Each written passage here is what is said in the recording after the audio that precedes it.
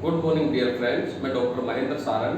स्वागत है आपके हमारे YouTube channel English literature academy में।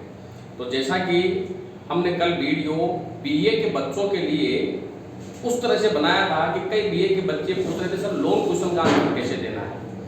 आज इस वीडियो के इसी क्रम को आगे बढ़ाते हुए आज अपन एमए प्रीवियस और एमए फाइनल के पेपर पैटर्न, उसके लोन क्वेश्चन का डिवाइडेशन और किस तरह से पेपर आता है उसके बारे में चर्चा करेंगे।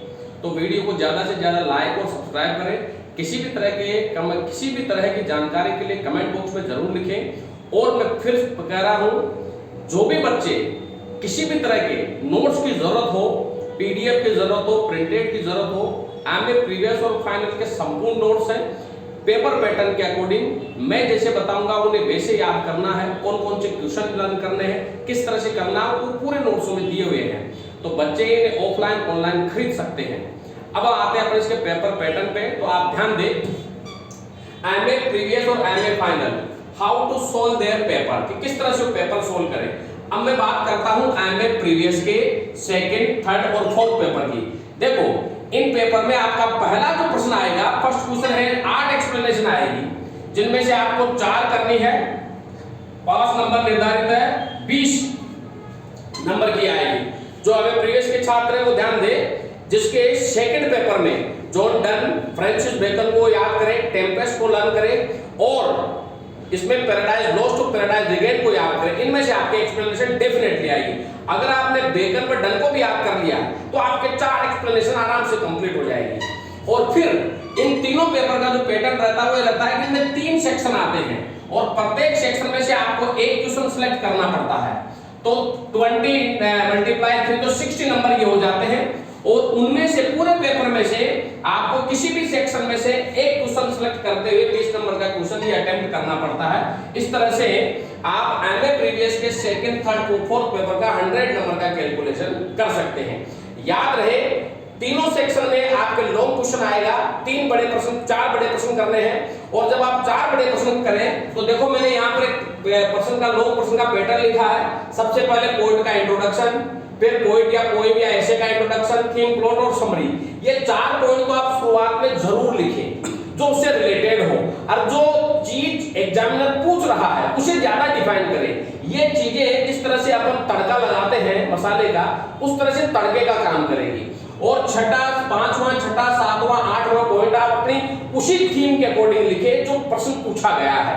9वां और 10वां पॉइंट आपके कंक्लूजन और क्रिटिकल नोट का होगा, जिसमें क्रिटिकल नोट में आप स्टाइल के बारे में, theme, beauty, rhyme, sound, music इनके बारे में जरूर लिखें। तो इस तरह से आप लोग क्वेश्चन को कंप्लीट कर सकते हैं। कोई भी बच्चा किसी भी सेक्शन में से जो 20 नंबर का प्रश्न कर रहा है 10 से 12 पॉइंट बनाते हुए उसे कंप्लीट करेगा।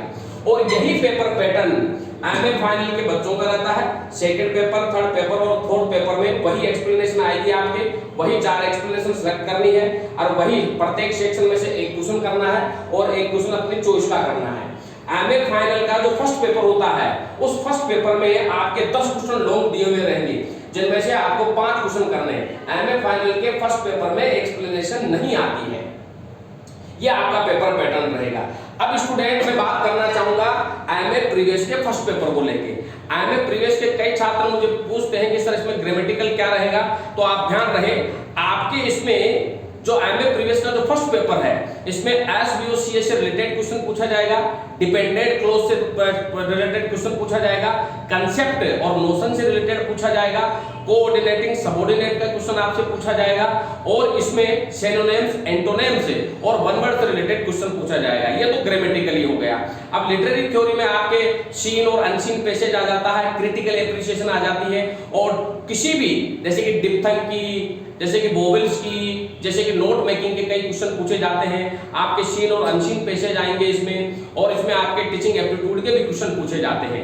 एक दिन मैं इसी पे पूरा वीडियो बनाऊंगा। फिर भी किसी बच्चे को अगर किसी तरह की उसकी जिज्ञासा है फर्स्ट पेपर को लेकर के तो मुझे बता सकता है। एमए फाइनल के जिन बच्चों के पास में 5th पेपर में लिंग्विस्टिक है और अमेरिकन लिटरेचर है, उनका हम अलग से पेपर बनाएंगे और अलग से वीडियो बना करके मैं उन्हें समझाऊंगा।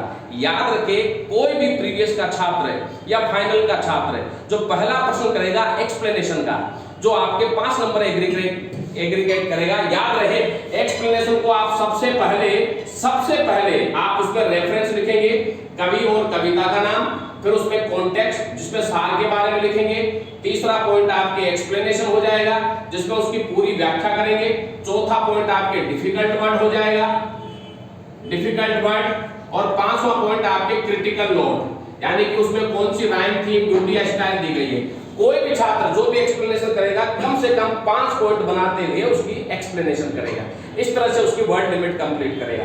कोई भी छात्र याद रखे, एमए प्रीवियस और एमए फाइनल के जो छात्र हैं वो वर्ड लिमिट का पूरा ध्यान रखें। आप पॉइंट में भी पॉइंट बनाने की कोशिश कीजिए ताकि एग्जामिनर को साफ दिखाई दे कि ट्रेजेडी क्या है, पेस्टोरल ब्यूटी क्या है, रोमांटिक ब्यूटी क्या है। अगर कोई बच्चा जैसे कि डन को कर रहा है, डन एक मेटाफिजिकल पोएट्री है, मेटाफिजिकल पोएट है जिसमें सोल और डिवाइन लव को बताया गया है, इमोर्टल लव को बताया गया है, उसकी सारी पोएम्स, उन चीजों को आप डिफाइन कीजिए। और मैं एक बार फिर कह रहा हूं, जो भी बच्चे लॉन्ग क्वेश्चन करें तो ये जरूर ध्यान रखें, आप जब उसमें किसी भी ब्यूटी को, राइम को, फिगर ऑफ स्पीच को या लिटरेरी एस्पेक्ट्स को जब आप उसे दिखाएं तो कविता की पंक्तियों की वो लाइन जरूर लिखें जिसमें वो ब्यूटी, फिगर ऑफ स्पीच या राइम को दिखाया जा रहा है। इस तरह से आपके नंबर बहुत अच्छे एग्रीगेट होंगे।